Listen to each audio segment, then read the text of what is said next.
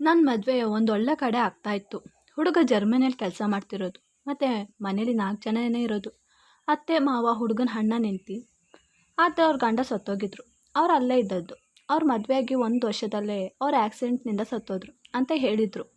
ನನ್ನ ಮದುವೆ ಆಯಿತು. ಹಾಗೆ ನನಗೆ ನನ್ನ ಗಂಡ ದಿಗಂತ್ ಜೊತೆ ಸಮಯ ಕಳೆದಿದ್ದು ತುಂಬ ಚೆನ್ನಾಗಿ ಅನಿಸ್ತಾ ಇತ್ತು. ಅವ್ರು ನನ್ನ ಅಷ್ಟು ಚೆನ್ನಾಗಿ ನೋಡ್ಕೋತಿದ್ರು. ಮತ್ತು ಮದುವೆ ಆದ ಮೊದಲ ದಿನಗಳಲ್ಲಿ ಅತ್ತಿಗೆ ಏನೂ ಕೆಲಸ ಮಾಡೋಕ್ಕೆ ಬಿಡ್ತಾ ಇರಲಿಲ್ಲ. ಅದರಿಂದ ನಾನು ಅವ್ರ ಜೊತೆ ಸುತ್ತಾಡೋದು, ಹೆಚ್ಚು ಹೊರಗಡೆ ಊಟ ಮಾಡೋದು ಮಾಡ್ತಾಯಿದ್ವಿ. ಹೇಗೆ 15 ದಿನ ಕಳೀತು ಗೊತ್ತೇ ಆಗಲಿಲ್ಲ. ದಿಗಂತ್ ಮದುವೆಗೆ ಅಂತ 15 ದಿನ ರಜೆ ತೆಗೆದು ಬಂದಿದ್ದ. ಹಾಗೆ ಅವನಿಗೆ ಹೋಗೋ ಸಮಯ ಆಗಿತ್ತು. ಹೋದೆ. ನನಗೆ ತುಂಬ ದುಃಖ ಆಯಿತು ಅವನಿಲ್ಲದೆ. ಇಲ್ಲಿ ಬೋರ್ ಆಗ್ತಾಯಿತ್ತು. ನಾನು ಅವ್ನು ಹೋದ್ಮೇಲೆ ಹೊರಗಡೆ ಬಂದು ಊಟ ಎಲ್ಲರ ಜೊತೆ ಮಾಡೋಣ ಅಂತ ಕೂತಿದ್ದೆ. ಆಗ ಅತ್ತೆ, ಈಗ ಸಾಕು ರೆಸ್ಟ್ ತೆಗೆದಿದ್ದು, ಮದುವೆಗೆ 15 ದಿನ ಆಗಿದೆ, ಇನ್ನು ಮನೆ ಕೆಲಸದ ಕಡೆ ಗಮನ ಕೊಡು ಅಂತ ಹೇಳಿದ್ರು. ಹಾಂ, ನಾನು ಮೊದಲೇ ಅಂದ್ಕೊಂಡಿದ್ದೆ. ಆದರೆ ಅತ್ತೆ ಎಲ್ಲರ ಮುಂದೆ ಹೇಳಿದ್ದು ಇಷ್ಟ ಆಗಲಿಲ್ಲ. ನಾನು ಹಾಂ ಅತ್ತೆ ಅಂತ ಹೇಳಿ ಅಲ್ಲಿಂದ ಎದ್ದು ಬಂದೆ. ಊಟ ಮಾಡಿದ್ದು ಎಲ್ಲ ಪಾತ್ರೆ ತೊಳಿತಿದ್ದೆ. ಆಗ ಅತ್ತಿಗೆ ಬಂದರು. ಕೇಳಿದ್ರು, ಅಮ್ಮ ಹೇಳಿದ್ದು ಕೇಳಿ ಬೇಜಾರಾಯ್ತಾ ಅಂತ. ಆಗ ಇಲ್ಲ ಅತ್ತೆ, ಹಾಗೇನಿಲ್ಲ ಅತ್ತಿಗೆ ಅಂತ ಹೇಳಿದೆ. ಅತ್ತಿಗೆ ನೋಡಲು ತುಂಬ ಚೆನ್ನಾಗಿದ್ರು. ಆದರೆ ಹೆಂಗಸರು ಅವ್ರ ಗಂಡ ಸತ್ತ ಮೇಲೆ ಅವ್ರ ಮುಖದಲ್ಲಿ ಆ ಲಕ್ಷಣ ಇರೋದಿಲ್ಲ. ಆದರೆ ಅತ್ತಿಗೆ ಮದುವೆ ಆಗಬೇಕಾದ್ರೆ ಸ್ವಲ್ಪ ಸಣ್ಣ ಇದ್ದರು. ಅವ್ರ ಫೋಟೋ ನೋಡಿದ್ದೆ. ಆದರೆ ಈಗ ದಪ್ಪಾಗಿ ಇನ್ನೂ ನೋಡಲು ಚೆನ್ನಾಗಾಗಿದ್ರು. ಅತ್ತಿಗೆ ನನ್ನ ಅತ್ತೆನ ಅಮ್ಮ ಅಂತ ಕರೀತಿದ್ರು. ಮಾರನೇ ದಿನ ನಾನು 7 ಗಂಟೆಗೆ ಎದ್ದು ನೋಡಿದೆ. ಅತ್ತೆ, ಮಾವ ಮತ್ತು ಅತ್ತಿಗೆ ಮಲಗಿದ್ರು. ನಾನು ಹೋಗಿ ಟೀ ಮಾಡಿ ಕುಡಿದು ಮತ್ತು ನಾಷ್ಟಕ್ಕೆ ರೆಡಿ ಮಾಡ್ತಾ ಇದ್ದೆ. ನನಗೆ ಆಶ್ಚರ್ಯ, ಅತ್ತಿಗೆ 6 ಗಂಟೆಗೆ ಎದ್ದು ಕೆಲಸ ಮಾಡ್ತಿದ್ದು. ಆದರೆ ಇವತ್ತು ಏನು ಸ್ಪೆಷಲ್ ಅಂತ ಗೊತ್ತಾಗ್ತಿರ್ಲಿಲ್ಲ. ಹಾಗೆ ಅತ್ತೆ ಎದ್ದು 10 ಗಂಟೆಗೆ.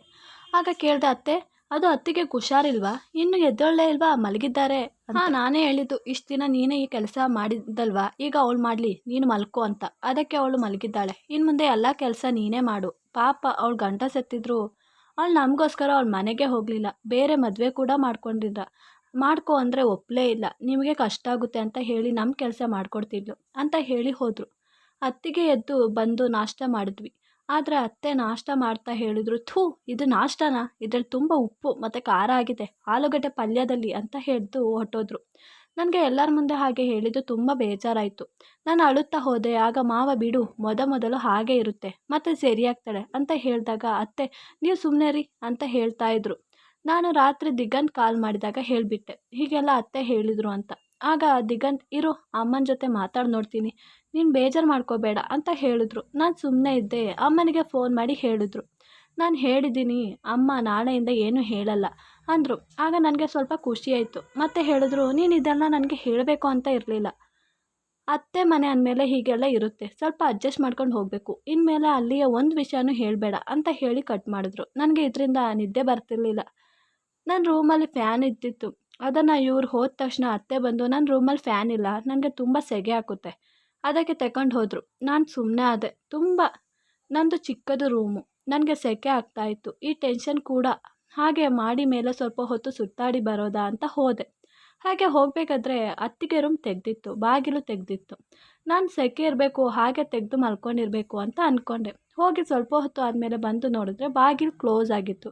ಇದೇನು ವಿಚಿತ್ರ ಅಂತ ಅಂದ್ಕೊಂಡೆ. ಹೋಗಿ ಮಲ್ಕೊಂಡೆ. ಮತ್ತು ಮನೆ ಇಡೀ ಕೆಲಸ ನನ್ನ ಕೈಯಲ್ಲೇ ಮಾಡಿಸ್ತಿದ್ರು. ನನಗೆ ಸಾಕಾಗ್ತಿತ್ತು. ಅತ್ತೆ ನೆನ್ನೆ ವಿಷಯದಿಂದ ನನ್ನ ಜೊತೆ ಮಾತಾಡ್ತಾನೇ ಇರಲಿಲ್ಲ. ಅವ್ರು ಹೊರಗಡೆ ಕೂತಿದ್ದಾಗ ಪಕ್ಕದವರು ಬಂದರು. ಮತ್ತು ಅತ್ತೆ ಜೊತೆ ಮಾತಾಡಲು ಬಂದರು. ಕೇಳಿದ್ರು, ಇಬ್ಬರು ಸೊಸೆಂದಿರು ಏನು ಮಾಡ್ತಾ ಇದ್ದಾರೆ? ಮೊದಲನೇ ಸೊಸೆ ಅಂತ ತುಂಬ ಒಳ್ಳೆಯವಳು, ಹಾಗೆ ಎರಡನೇ ಸೊಸೆನೂ ಹಾಗೇನಾ ಅಂತ. ಆಗ ಎಲ್ಲ ಹೆಣ್ಮಕ್ಳು ಒಂದೇ ಥರ ಇರಲ್ಲ, ಹಾಗೆ ಸೊಸೆಂದಿರು ಹಾಗೇ ಸಿಗ್ತಾರೆ. ಇನ್ನು ಮೊದಲನೇ ಸೊಸೆ ನನ್ನ ಮಗಳೇ, ಆದರೆ ಎರಡನೇ ಸೊಸೆ ಈಗಲೇ ನನ್ನ ಮಗನಿಗೆ ಚಾಡಿ ಹೇಳ್ಕೊಟ್ಟು ನನ್ನ ಮಗನ ದೂರ ಮಾಡ್ತಾ ಇದ್ದಾಳೆ. ಆಗ ಅವ್ರು, ಯಾಕೆ, ಏನಾಯ್ತು ಅಂತ ಕೇಳಿದರು.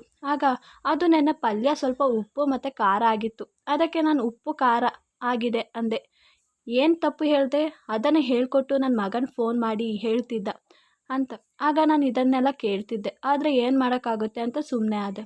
ನಮ್ಮ ಅಮ್ಮನಿಗೆ ಹೇಳಿದ್ರೆ, ನಾವೆಲ್ಲ ನನ್ನ ಅತ್ತೆ ಮನೆಯಲ್ಲಿ ಇದೆಲ್ಲ ಸಹಿಸ್ಕೊಂಡು ಬೆದ್ದಿದ್ದೆ, ಇಲ್ಲಿ ತನಕ ಬಂದಿದ್ದು. ಸ್ವಲ್ಪ ಅಡ್ಜಸ್ಟ್ ಮಾಡ್ಕೊಂಡು ಹೋದರೆ ಮುಂದೆ ಒಳ್ಳೆ ಜೀವನ ಮಾಡ್ಬೋದು ಅಂತ ಹೇಳ್ತಾಯಿದ್ರು. ಈ ಕಡೆ ಗಂಡನಿಗೂ ಹೇಳೋಕ್ಕಾಗಲ್ಲ. ಅದಕ್ಕೆ ಕೆಲಸ ಆಗೋ ತನಕ 12 ಗಂಟೆ ಆಗ್ತಿತ್ತು. ರೂಮಲ್ಲಿ ಸೆಕೆಯಿಂದ ನಿದ್ದೆನೂ ಬರದೆ ನಾನು ಮಾಡಿಗೆ ಹೋಗಿ ಸ್ವಲ್ಪ ಗಾಳಿ ತೆಗೆದು ಬರ್ತಿದ್ದೆ. ಇದೇ ನನಗೆ ಅಭ್ಯಾಸ ಆಗಿತ್ತು. ಮಾಡಿ ಮೇಲೆ ಹೋಗಿ ದಿಗಂತ್ ಜೊತೆ ಸ್ವಲ್ಪ ಹೊತ್ತು ಮಾತಾಡಿ ಮತ್ತೆ ಕೆಳಗೆ ಬಂದೆ. ಆಗ ಮಾವ ಅತ್ತಿಗೆ ರೂಮ್ನಿಂದ ಹೊರಗೆ ಬರ್ತಾಯಿದ್ರು. ನನಗೆ ಶಾಕ್ ಆಯಿತು ನೋಡಿ. ಅವರು ನನ್ನ ನೋಡಿ ತಲೆ ಬಗ್ಗಿಸಿ ಹೋದರು. ನನ್ನ ಮಾವ ಅದು ಇಷ್ಟೊತ್ತಿಗೆ ಅತ್ತಿಗೆ ರೂಮಲ್ಲಿ ಏನೋ ಇದೆ ಅಂತ ಅಂದ್ಕೊಂಡು ಹೋದೆ. ಮಾರನೇ ದಿನ ಬೇಕು ಅಂತ ಕರೆಕ್ಟಾಗಿ 2 ಗಂಟೆಗೆ ಎದ್ದು ಹೋದೆ. ಅಲ್ಲಿ ಅತ್ತಿಗೆ ರೂಮ್ ಬಾಗಿಲು ಹಾಕಿತ್ತು. ನಾನು ಮೆಲ್ಲಗೆ ಬಾಗಿಲ ಹತ್ರ ಕಿವಿ ಮಡಗ್ದೆ. ನನಗೆ ಅಲ್ಲಿ ಮಾತು ಕೇಳಿ ಶಾಕ್ ಆಯಿತು. ನಾನು ನೆನ್ನೆ ಮಾವನ ನೋಡಿದ್ದನ್ನು ಮಾವ ಅತ್ತಿಗೆಗೆ ಹೇಳ್ತಾ ಇದ್ರು.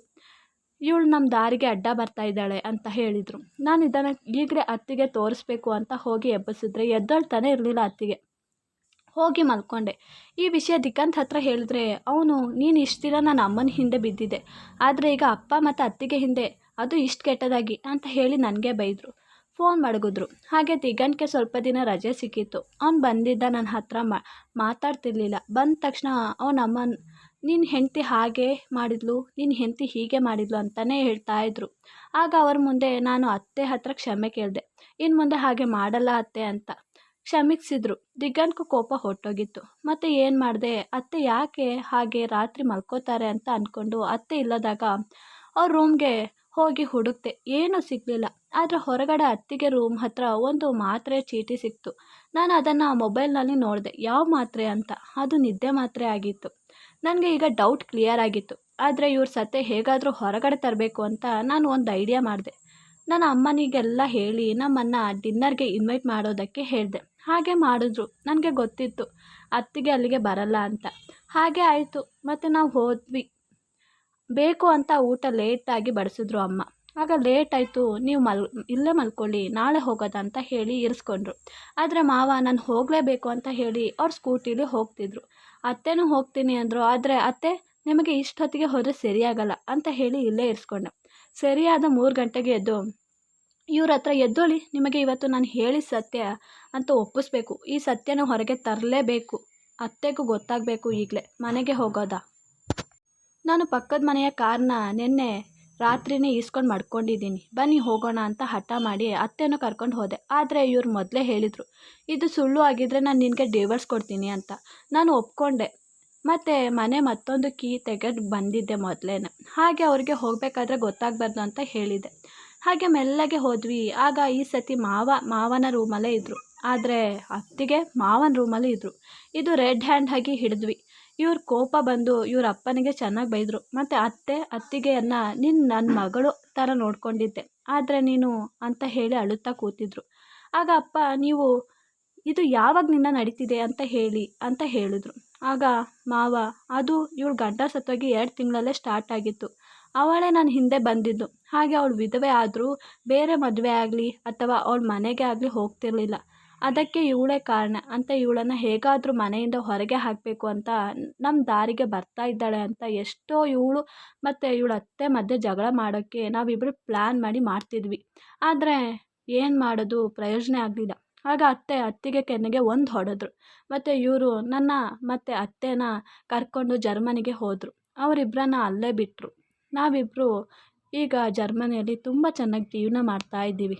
ಈ ವಿಡಿಯೋ ಇಷ್ಟವಾದಲ್ಲಿ ಪ್ಲೀಸ್ ಲೈಕ್ ಆ್ಯಂಡ್ ಸಬ್ಸ್ಕ್ರೈಬ್ ಮಾಡಿ.